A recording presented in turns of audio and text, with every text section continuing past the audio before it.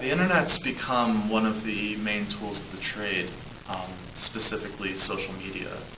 They want us to really branch out and use things like Twitter to, one of my professors likes to stalk his sources via Facebook. I don't really want to go there, but it's the times we live in now. We have to use all kinds of different media to get at the story.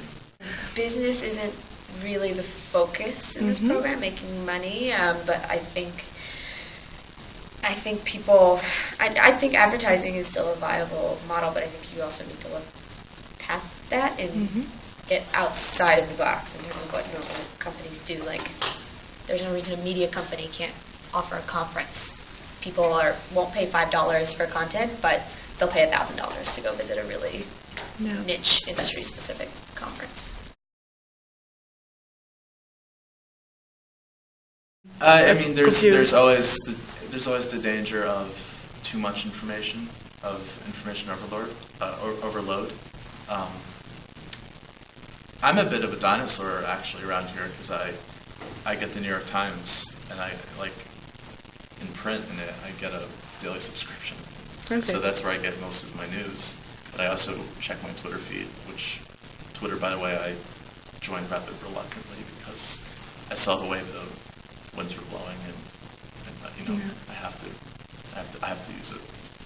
I think that's the best thing about the internet because it's never been possible. Like, the internet is just a mirror for society. This is how we all interact. But before, journalists and the New York Times was like, this is it, this is everything. But it wasn't. It was impossible for them to know everything. But now we just are aware of the fact that it's impossible to know everything. So I think it's requiring much more transparency, and it's a better thing. Yeah, I think there'll be so much more innovation because we know we don't know everything. People are always searching. So. On balance, I think it can be a good thing. I think there's a lot of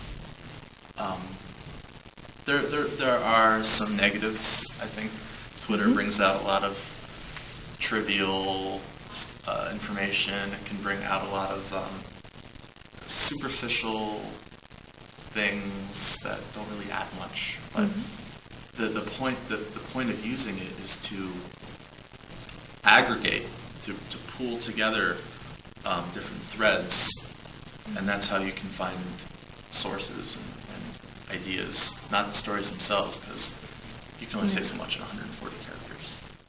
Well, I think they should look at it as a marketing ploy. I think it's mistake number one. You can use it for reporting. You can use it to build a fan base. I think the most successful sites and new sites are going to be built on trust and brand.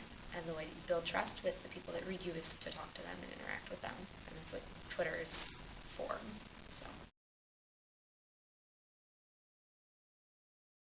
This does. It does. Okay. Yeah, sure. I mean, I'm of the mind that we've stopped producing new culture because the internet encourages, and it can lead to good things, but it encourages people to essentially mash together what's already been created to create remixes and new things that aren't actually new, but are just recycled or repurposed.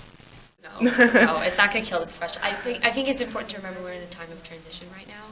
So all of the amateur stuff it's very loud and it's all come to the top. It's very raw, and I think journalists, part of their role is going to become to curate that. So companies like Storyful or Storify, I don't know if you're familiar with them, but like they're kind of phase one. Web 2.0 is sort of closing, and Web 3.0 is coming up.